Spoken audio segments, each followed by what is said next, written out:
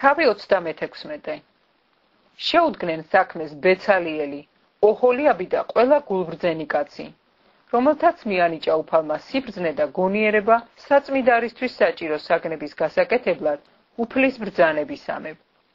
მოუხმო მოსემ ბეცალიელს, ოჰოლიაბს და ყველა გულბრძენ კაცს, რომელსაც უფალმა ჩაუდო სიბრძნე გულში, ყველას ვისაც გული ერჩოდა შესდგომოდა საქმეს და ემუშავა.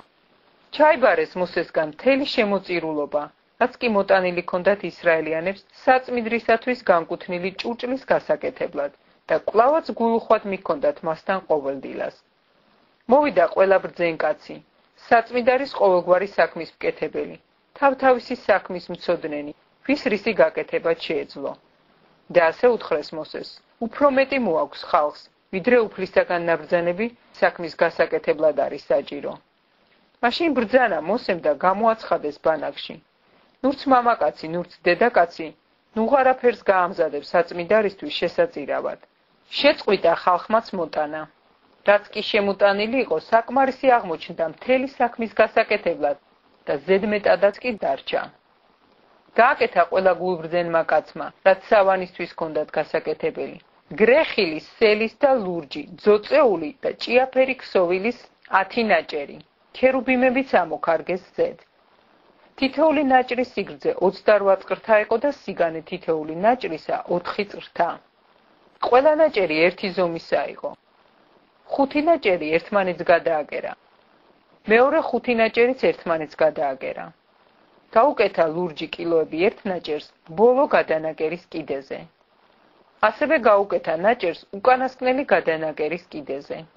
50 კილო გაუკეთა ერთ ნაჭერს და 50 კილო გაუკეთა მეორე ნაჭერს ბოლო გადანაკერის კიდეზე, ისე რომ კილოები ერთმანეთს მისადაგებოდა.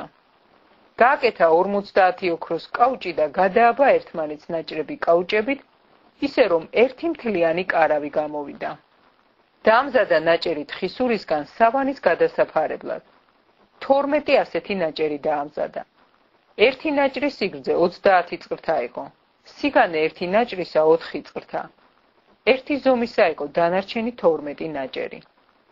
5 ნაჭერი ცალკე გადააბა ერთმანეთს. 5 ცალკე. გააკეთა 50 კილო ბოლო ნაჭრის კიდეზე. გადასაბმელთან და 50 კილო გააკეთა მეორე გადასაბმელი ნაჭრის კიდეზე.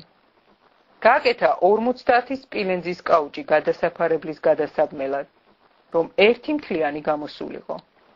გაუკეთა გადასაფარებელს გადასახურავი დათრიმლული ტყავებისგან და ზემოდან გადასახურავი თახაშის ტყავებისგან. სვეტებად ურთხელის ძელები გაუკეთა სავანეს. 10 წრთა იყო სელის სიგრძე. წრთანახევარი იყო თითოეული ძელის სიგანე. ორ-ორი რიგი ჰქონდა თითოეულ ძელს, ერთმანეთს მისადაგებული. ასე გაუკეთა სავანის ყველა ძელს. გაუკეთა სავანის ძელები 20 ძელის სამხრეთით. 40 ვერცხლის ფეხი დაუყენა ქვეშ 20 ძელს. 2 ფეხი ერთი ძელის ქვეშ მისი 2 რიგისთვის და 2 ფეხი მეორე ძელის ქვეშ მისი 2 რიგისთვის. სავანის მეორე გვერდისთვის ჩრდილოეთის მხარეს გააკეთა 20 ძელი და 40 ვერცხლის ფეხი. 2 ფეხი ერთი ძელის ქვეშ, 2 ფეხი მეორე ძელის ქვეშ. სავანის უკანა მხარეს დასავლეთისკენ გააკეთა 6 ძელი. 2 ძელი გააკეთა სავანის კუთხეებისთვის უკანა მხარეს. შეერთებული იყო ქვემოდან და ზემოდან თითო რგოლით. ასე გააკეთა ორივესთვის ორსავე კუთხეში. იყო სულ 8 ძელი და 16 ვერცხლის ფეხი. 2 ფეხი თითო ძელის ქვეშ. გააკეთა ლარტყები ურთხელისგან. 5 სავანის ერთი გვერდის ძელებისათვის და 5 სავანის მეორე გვერდის ძელებისათვის. 5 სავანის უკანა მხარის ძელებისათვის დასავლეთით. გააკეთა შუათანა ლარტყი, რომელიც გასდევს ძელებს ერთი ბოლოდან მეორე ბოლომდე. ძელები ოქროთი მოჭედა, რგოლები ოქროსგან გააკეთა. აგრეთვე ლარტყების ჩასადგმელები, ლარტყებიც ოქროთი მოჭედა. გააკეთა ჩამოსაფარებელი ლურჯი, ძოწეული და ჭიაფერი ქსოვილისგან და გრეხილი ბისონისგან. ზედ ქერუბიმები ამოქარგა. გაუკეთა მას ურთხელის 4 სვეტი ოქროს კაუჭებით და ოქროთი მოჭედა. ჩამოასხა მათთვის 4 ვერცხლის ფეხი. დაამზადა მოხატული ფარდა სავანის შესასვლელისთვის, ლურჯი, ძოწეული და ჭიაფერი ქსოვილისგან და გრეხილი ბისონისგან. და 5 სვეტი კაოჭებით ურჩ. ოქროთი მოჭედა მათი თავები და სალტეები.